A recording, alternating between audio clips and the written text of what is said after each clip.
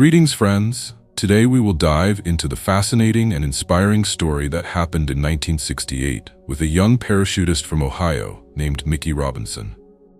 At the age of 19, he experienced not only a tragic plane crash, but also an incredible near-death experience that changed his life forever. This incident not only brought him to the edge of life, but also opened the door to a world of spiritual insight for him. As a person who has experienced such profound changes, Mickey has become a symbol of resilience, faith, and rebirth. His story continues to inspire people around the world, reminding them that even in moments of despair, there is hope for healing and recovery. August 1968. Mickey Robinson was a professional skydiver, passionate about extreme sports and an active life. He and his team went on another training parachute jump. The flight started as usual, but immediately after takeoff, a disaster occurred. The engine failed and the plane crashed. An explosion occurred as a result of hitting the ground. The spilled fuel instantly engulfed everything with fire. 4 of his friends managed to get out of the fire, but Mickey was trapped in a burning plane. His body instantly ignited, and he was trapped inside the flaming vessel. His feet were stuck in the wing hole, and he couldn't get out on his own. A 19-year-old boy suffered severe burns. When he was finally rescued, it turned out that third-degree burns covered more than 40% of his body. The fire left him with multiple severe injuries: burns, internal organ damage, blindness in one eye, and severe destruction of skin tissue. After being taken to the hospital, a long struggle for life began. The doctors did not believe that he could survive. Mickey's body temperature dropped rapidly, and infectious complications began. His right arm had atrophied, and his wounds continued to worsen. The medical prognosis was grim, and doctors advised the family to prepare for the worst. Death seemed inevitable. It was at this moment that Mickey experienced his first near-death experience. In a state of pain, despair, and physical suffering, he felt an incredible sense of peace enveloping his spirit. He felt that his body no longer existed, and his soul began to transcend the physical world. He found himself in a space where there was no pain, no time, and no boundaries. It was a light so bright that Mickey said it was cleaner than anything I've ever seen. The feeling that he was on the verge of death remained in his memory forever. He saw the door closing in front of him, and he knew that if it closed, he would be forever separated from life.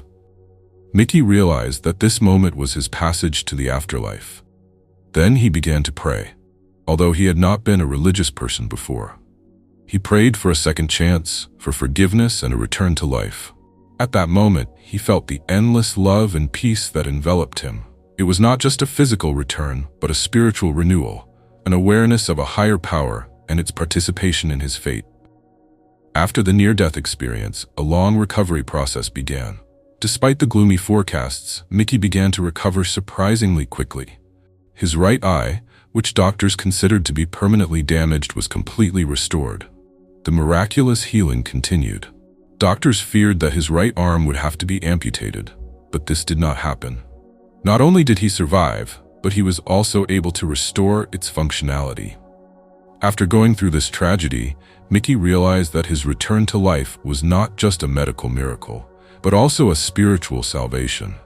He realized that he had been given a new life, not only physically, but also spiritually. Mickey began to perceive his suffering and miraculous healing as a call to a new path. This epiphany led him to serve other people.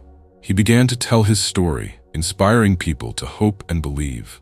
He became a preacher, founded his own Christian mission, and began lecturing around the world. He wrote books in which he described his experiences in detail and encouraged people to seek meaning in life beyond material possessions and physical existence. The story of Mickey Robinson has become a source of inspiration for thousands of people who have faced life difficulties, loss of hope, and fear of death. The near-death experience radically changed his worldview.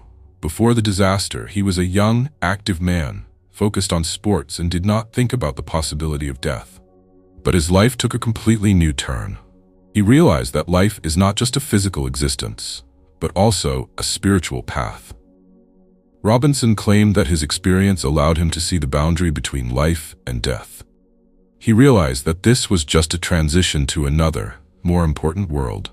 Mickey believed that his task was to show people that even the most difficult trials lead to spiritual rebirth, and that life continues beyond physical existence. The story of Mickey Robinson is an amazing example of human resilience, spiritual rebirth, and the power of faith. His near-death experience changed not only his physical condition, but his entire life. Today, he continues to share his experiences, helping others overcome life's difficulties. One man who survived clinical death returned with answers that overturn ideas about life and death. Priest Don Piper, who did not believe in stories about the afterlife, found himself on the threshold of another dimension, where time and space seemed to cease to exist. Many times I've heard people talk about their near-death experiences. I thought that if they saw anything at the moment of clinical death, it was only the result of abnormalities in their brain. I had no doubts about their sincerity, but I was convinced that they believed in what they wanted to believe. I wouldn't change my mind now if I hadn't been in the same situation, says Don Piper. Don Piper suffered clinical death at the age of 38. He was returning from church that day. It was raining, and in order to shorten the way home, he decided to take another road. When he was crossing a bridge over a river, a truck driven by an inexperienced driver crashed into his car. Don doesn't remember the actual collision. The only thing he remembered was the bright light. When he saw him, he immediately appeared in heaven. It later turned out that several drivers were injured in that accident, but no one was in such a critical condition as he was. 4 ambulance workers examined him and came to the same conclusion. Don Piper is dead. He did not need medical attention, so the doctors switched to other victims. His body was left lying on the bridge. Don Piper says that when he died, he did not fly through a dark tunnel as some people describe. He saw a bridge and then a bright light, something unearthly, indescribable. In a moment, Don found himself in a place that looked like heaven. He found himself at the gate, from which light was pouring out, resembling a pearl in a shell. At that moment, he did not feel any needs and knew that he would no longer have any needs. Don didn't think about Earth or those who were left behind. Standing at the gate, he saw familiar people heading towards him. These were all those who had died and whom he knew. Their presence did not surprise Don. It seemed completely natural to him. Each of these people had an impact on his life in some way. Many of them were not familiar to him on Earth. But despite this, it seemed that they were friendly and had known each other all their lives. The first person he saw was his father, and then his grandfather, whom everyone called Joe. Don remembers, "I was at my grandfather's house when he had a heart attack. After that, I went with my parents to the hospital where Joe was taken. We waited for the doctor to tell us. After a while, the doctor came out and said, 'It's a pity. We did everything we could.'" One of the people who met Don at the gate was his childhood friend, Mike Wood. Mike grew up in a religious family and was himself a devout Christian. He had a lot of friends, and after graduating from high school, he was given a scholarship to Louisiana State University. At the age of 19, he died in a car accident. At his funeral, Don couldn't stop crying, not understanding why God took the life of a man who was so devoted to him. Among those who met Don was also Barry Wilson, with whom he went to school. Barry drowned in the lake when he was still a schoolboy, but now, during this meeting, he looked mature. Don also saw his great-grandmother Hattie, whom he remembered from childhood only after she was stricken with osteoporosis. Her head and shoulders were always tilted forward. He especially remembered her wrinkled face and false teeth, which she didn't wear very often. But in heaven, her teeth were shining and she was smiling at him. He knew they were her own teeth. Now Hattie no longer walked bent over, and her wrinkles were wiped off her face. As soon as Don looked at her radiant face, he felt that age didn't matter here. They all started moving towards the gate at the same time. When Don took a step towards those who met him, he felt an indescribable thrill, realizing that with each step, more miracles awaited him.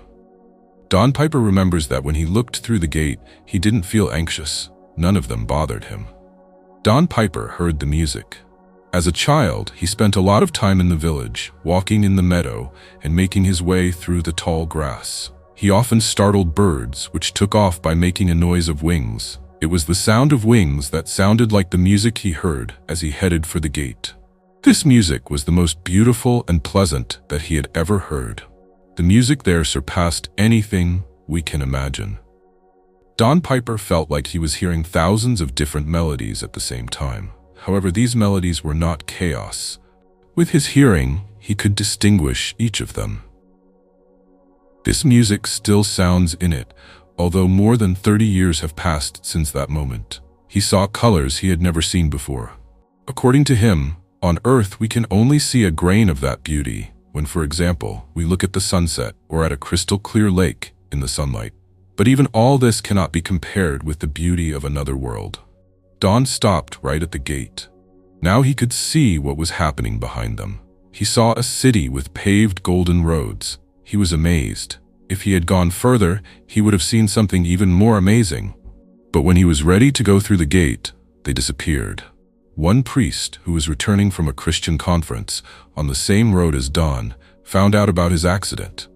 He went up to his body and began to pray, holding his shoulder. After the accident, one of his legs became shorter, and he was no longer the same as before. He was well beaten, but he was not defeated. Every day Don asked himself the question, why wasn't he allowed to see paradise? And then they took it all away. Don Piper is convinced that he came back thanks to the prayer of that priest. He thinks he had to go through all this to say, after death, life is just beginning. He realized that there was some reason why he was left among the living on earth. Perhaps it was in order for him to talk about his experiences. If we know where we are going after death, shouldn't our life become much better, happier, and more beautiful now? But according to Don, people don't understand this. We often behave as if we've lost something, as if we've been hurt and broken. For a long time, Don was bedridden, and no one knew if he would be able to walk again. One day, he realized that if he overcame all the challenges, it would help others in similar situations. Maybe that's another reason why he's still alive. Do you think there is life after death? Write your opinion in the comments. If you want to learn more about life after death and the afterlife, then I recommend watching my other videos. Please don't forget to like this video if you liked it. See you soon and have a nice day.